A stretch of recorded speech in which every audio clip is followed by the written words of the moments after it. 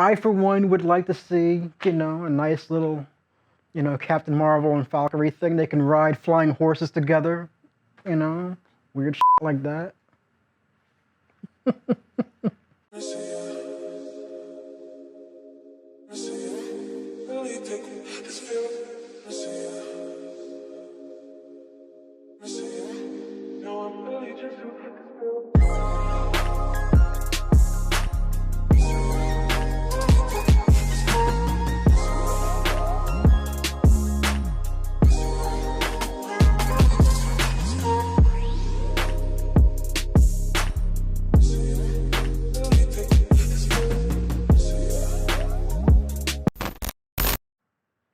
Hello and welcome back to the Bronx Movie Club. This is your host, Justin McCullough, once again, giving you the releases that have been in theaters this past weekend, which is the weekend of August 2nd. So this past weekend, as you all know, Hobbs and Shaw came out, the big blockbuster for August. This film stars The Rock, Jason Statham, and Idris Elba. It is directed by David Leitch, who is known for Deadpool 2, John Wick, Atomic Blonde, and for you guys who like video games, he's also directing the upcoming film version of The Division. Hobbs, played by The Rock, and Shaw, played by Jason Statham, the cop and outlaw duo who are forced to team up together to beat up Black Superman, played by Idris Elba, who is a superpowered military guy who's on the loose and getting ready to break stuff up and kill lots of people. In Loose, an all-star high school athlete and accomplished debater, Luce, played by Kelvin Harrison Jr., is a poster boy for the new American dream, as are his parents, Naomi Watts and Tim Roth, who adopted him from a war-torn country a decade earlier. When Luce's teacher, played by Octavia Spencer, makes a shocking discovery in his locker, Luce's stellar reputation is called into question. But is he really at fault, or is Miss Wilson preying on a dangerous stereotype? The film stars Octavia Spencer, Naomi Watts, and is directed by Julius Ona, who has also directed Cloverfield Paradox. The film is written by J.C. Lee, which is based off of his play. He is probably most known for writing a few episodes of How to Get Away with Murder and the show Looking. Otherhood came out on Netflix this weekend. Longtime friends Carol, played by Angela Bassett, Gillian, played by Patricia Arquette, and Helen, played by Felicity Huffman, decided to drive off to New York to reconnect with their adult sons. In the process, they realize their sons are not the only ones whose lives need to change. A journey to relate becomes a journey of rediscovery that forces these women to redefine their relationships with their children, friends, spouses, and most importantly, themselves. This film is directed by Cindy Chupak, who also co-wrote the film with Mark Andrews, who's best known for writing As Good as It Gets, and The Divine Secrets of the Ya-Ya Sisterhood. So now for this coming weekend, the weekend of August 9th, we have The Art of Racing in the Rain, which is yet another movie that's coming out this summer about a dog who apparently knows English. This film is a heartfelt tale narrated by a witty and philosophical dog named Enzo, who's voiced by Kevin Costner. Through his bond with his owner, Denny Swift, who's played by Milo Ventimiglia, he's an aspiring Formula One race car driver. Enzo has gained tremendous insight into the human condition and understands that the techniques needed on the racetrack can also be used to successfully navigate the journey of life. The film follows Denny and the loves of his life, his wife, Eve, played by Amanda Seyfried, their young daughter, Zoe, played by Ryan Kira Armstrong, and ultimately his true best friend, Enzo. This film was directed by Simon Curtis, who also directed Goodbye, Christopher Robin. If you love dogs, this is probably going to be the movie for you this month. Dora and the Lost City of Gold. This here is the live-action version of the Nickelodeon cartoon Dora the Explorer. It stars Isabella Moner as Dora, Michael Pena as her father, Ava Longoria, I believe, who plays her mom, Danny Trejo as Boots, Benicio del Toro, and a whole cast of others. The film was directed by James Bobin, who created the TV show Flight of the Conchords. He also co-directed 2014's Lupin III. He also directed Alice Through the Looking Glass. Dora and her friends go on an adventure in the jungle after bad guys kidnap her parents in search for the lost city of gold. Hence the name. Can you say I'm not going to watch it? Good job. Right. Scary Stories to Tell in the Dark is based on the series of children's scary books written by Alvin Schwartz.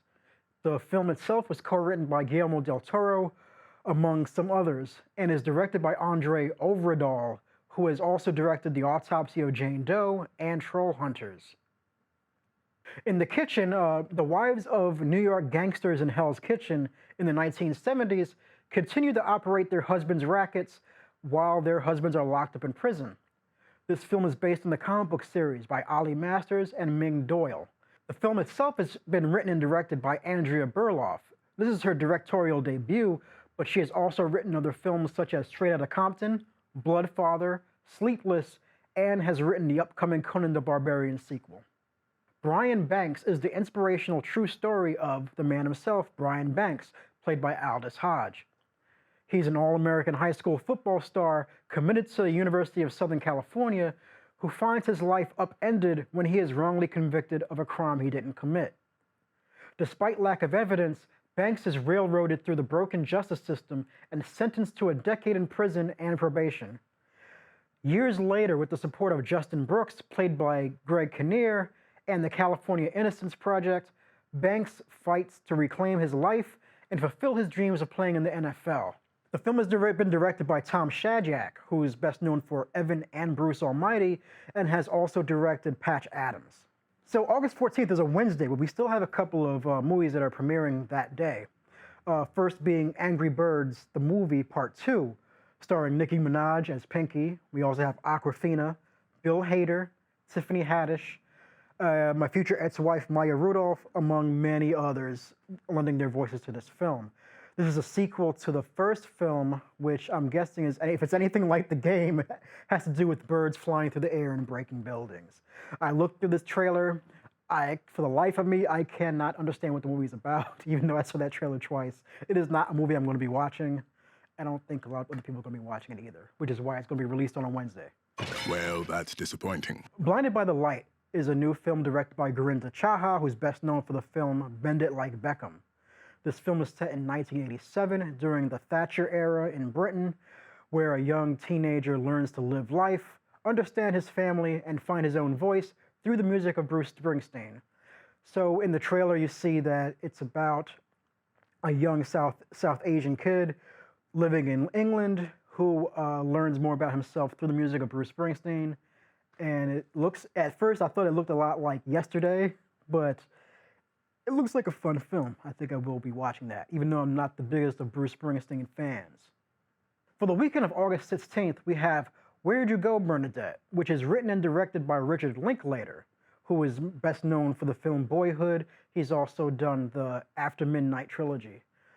This film stars Kate Blanchett and Kristen Wiig. In this film, a loving mom becomes compelled to reconnect with her creative passions after years of sacrificing herself for her family. Her leap of faith takes her on an epic adventure that jumpstarts her life and leads to her triumphant rediscovery. Good Boys. This film has been described to me as a middle school version of Superbad. In this film, 3 sixth grade boys ditch school and embark on an epic journey while carrying accidentally stolen drugs, being hunted by teenage girls, and trying to make their way home just in time for a long-awaited party. This film stars Jacob Tremblay, Keith Williams, and Brady Noon. 47 Meters Down, Uncaged, starring, among others, Miss Nia Long. This film is about 14 girls diving in a ruined underwater city who quickly learn that they've entered the territory of the deadliest shark species in the claustrophobic labyrinth of submerged caves. This film has been directed by Johannes Roberts, who also directed the first 47 Meters Down and also directed The Strangers Prey by Night sequel. It's just in time for Shark Week, so you guys who loved 47 Meters Down will probably enjoy this as well.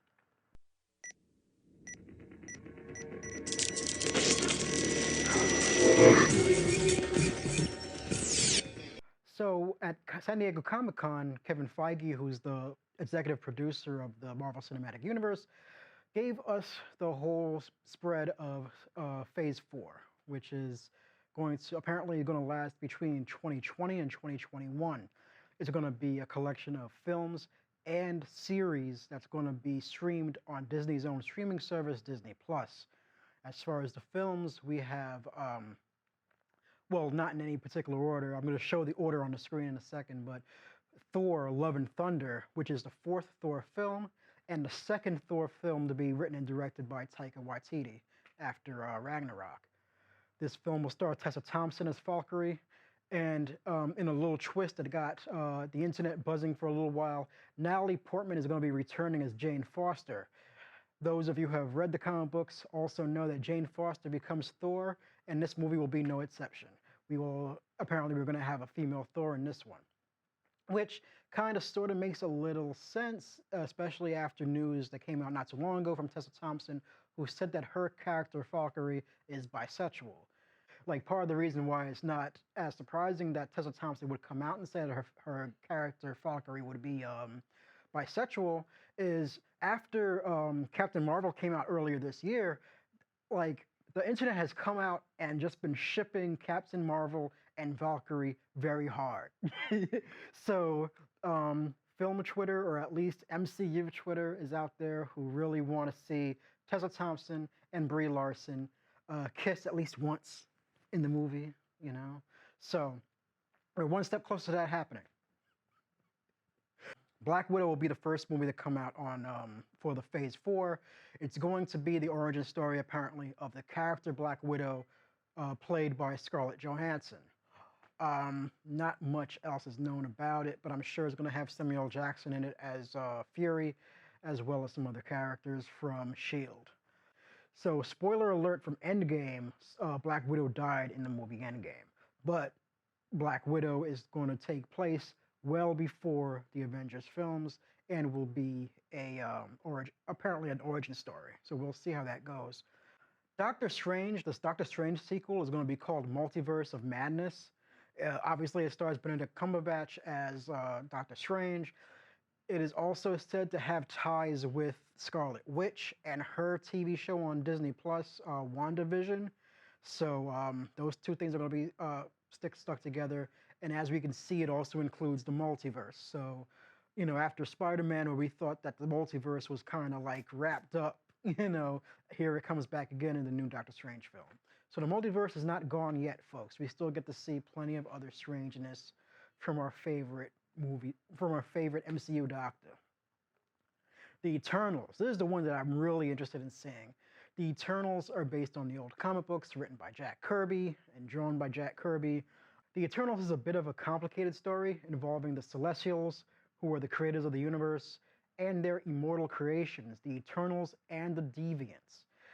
They were created using genetic experimentation by the Celestials and left on the planet Earth.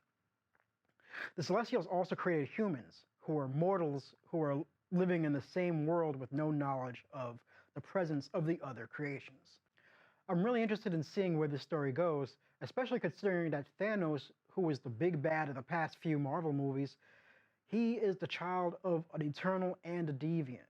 So I'd like to see if that kind of love story plays into this Eternals movie, even though the Eternals movie is supposed to be set like thousands of years in the past, so maybe that won't happen, but we'll see. The film stars Angelina Jolie, Kumail Nanjiani, Salma Hayek, Brian Tyree Henry, among others, and directed by Chloe Zhao. The next big movie I look forward to seeing, even though I have to wait till 2021, will be Shang-Chi, Legend of the Ten Rings. Simu Liu, who is known as being the brother in the show Kim's Convenience on Netflix, is going to be playing Shang-Chi.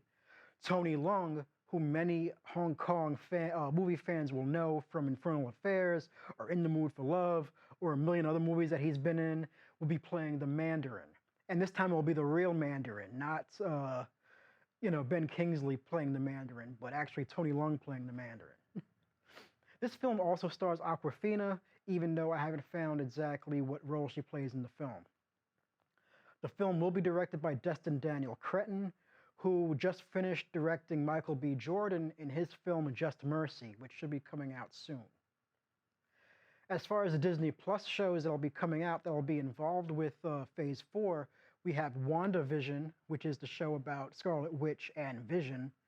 We have Falcon and the Winter Soldier, What If, which is a series based on the old comic books where they ask, what if something happened, and just kind of make a comic book about that. So what if Wolverine didn't have claws, you know, and just write a story about it. So I'm assuming it's going to be like an anthology series about each episode being what if something happened, which is what I'm assuming.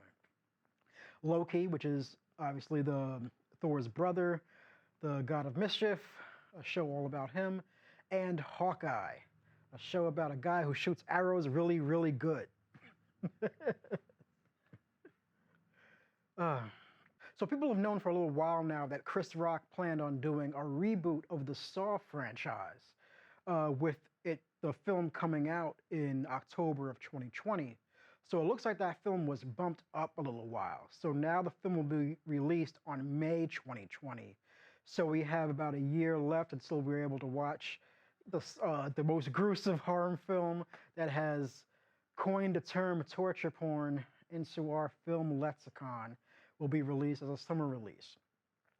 Not much is known about the plot, other than that it plans on being a total reimagining of the Saw story, written by Chris Rock, and the film will also star Chris Rock, along with Samuel L. Jackson, Marisol Nichols, and some others.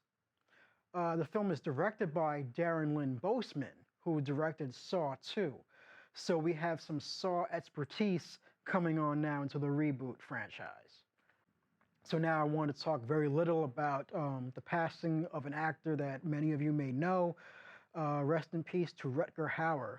He was born on January 23rd, 1944. He died just a couple weeks ago on July 19th. He had an acting career that has gone for 50 years until he finally died this month. Many of you guys probably best know him as Roy Batty, who was the replicant in 1982's Blade Runner. I also actually just recently saw him in Hobo with a Shotgun just a few weeks ago, prior to his passing. He's a very prolific actor. He does have a few more movies in the pipeline, which will be coming out soon. They're all being in post-production, which means all his acting work has been done in it. He will be missed. He is going to be part of the class of actors who definitely were a part of my movie watching experience, and you know, since being a little kid up till now, who are now passing on from, you know, old age, you know, and making room for the new class of actors. So rest in peace to Rutger Hauer.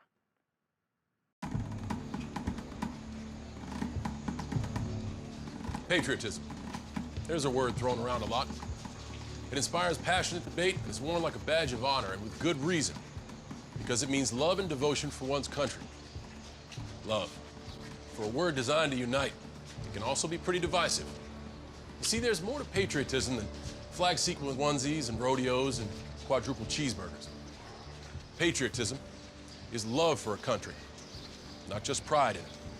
But what really makes up this country of ours? What is it we love? It's more than just a huge rock full of animals like cougars and eagles, right? It's the people. Do me a favor. Close your eyes for a second. I want to try something out. Picture the average U.S. citizen. Think about it. How old are they? What's their hair like? How much can they bench? You got one? Okay. So chances are, the person you're picturing right now looks a little different to the real average American. There are 319 million U.S. citizens. 51% are female. So first off, the average American is a woman. Cool, huh? Is that what you pictured?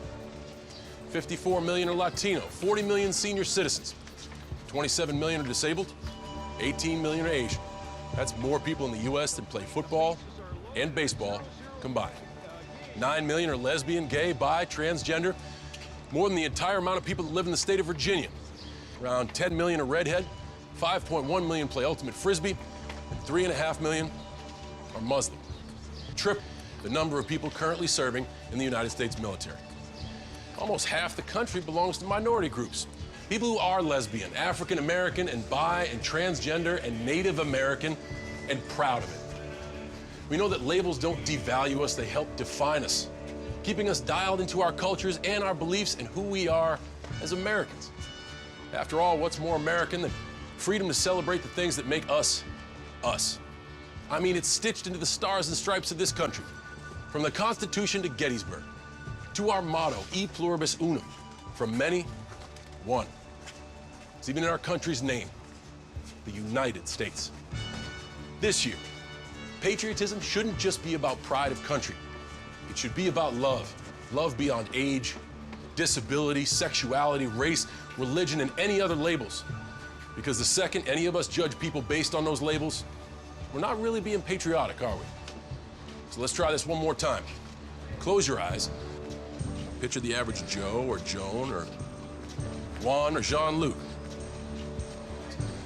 The real people who make America, America.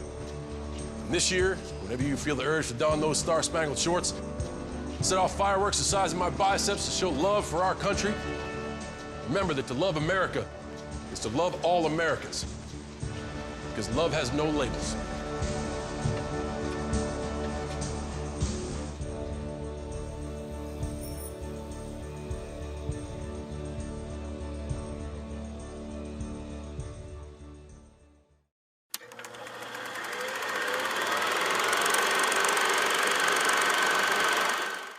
Hello, once again, this is Justin McCullough for the Bronx Movie Club.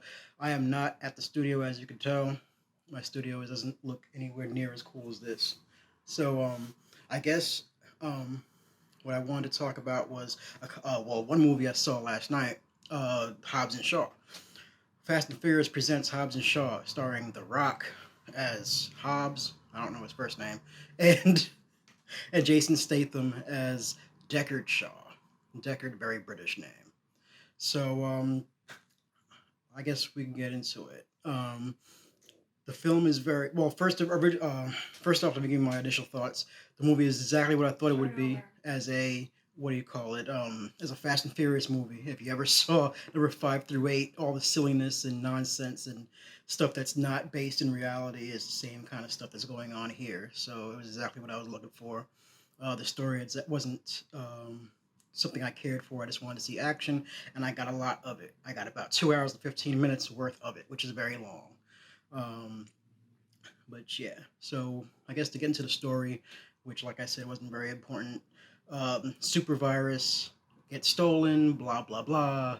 Hobbs and Shaw are picked by the CIA to handle it, blah, blah, blah. Lots of people get beat up, blah, blah, blah. Idris Elba is like the coolest villain ever, blah, blah, blah, the end. And that's and that's pretty much it. But I guess I can get into a few nitpicks. First of all, like I said, a lot of things don't make sense.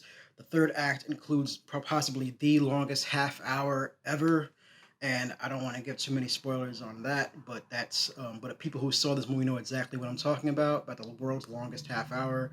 It has 2 big cameos, which aren't really cameos, more like I guess people who show up who weren't really supposed to be there, and they stick around for a couple of scenes and then disappear.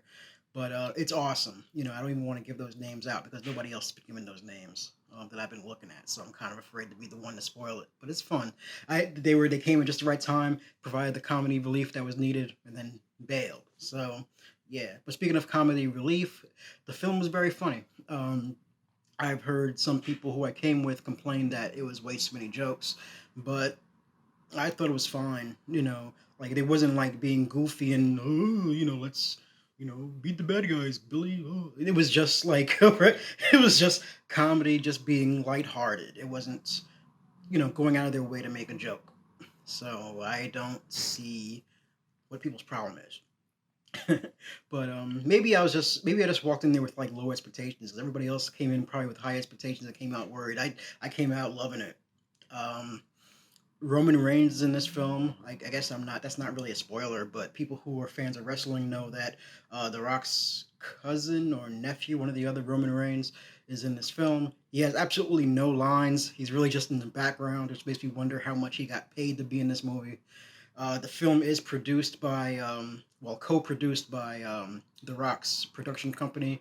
So maybe you're just kind of like, hey, Roman, you doing anything? Here, come on, let's go. And I know Roman's not his real name, but I forgot his real name. So I'm just going to say Roman Reigns, come on, let's go. Be in a movie. Be in this movie for like 5 seconds. Yeah, maybe I'm jumping around a little bit, but basically, virus gets stolen. It's up to Hobbs and Shaw to save the day. Find out that the virus was stolen by MI6 agent who took it to prevent Idris Elba's character from taking it and destroying the whole world and creating like a new, what do you call it? I guess super race of people who were able to survive the drug and run the world. I guess like Moonraker without flying into space, you know, that kind of scenario. Idris Elba was pretty awesome in it. He was what he was. He had the world's most awesome motorcycle. I don't ride motorcycles, but if I did, it would be that motorcycle. He made wearing helmets look cool. And he was very much badass. So, yeah.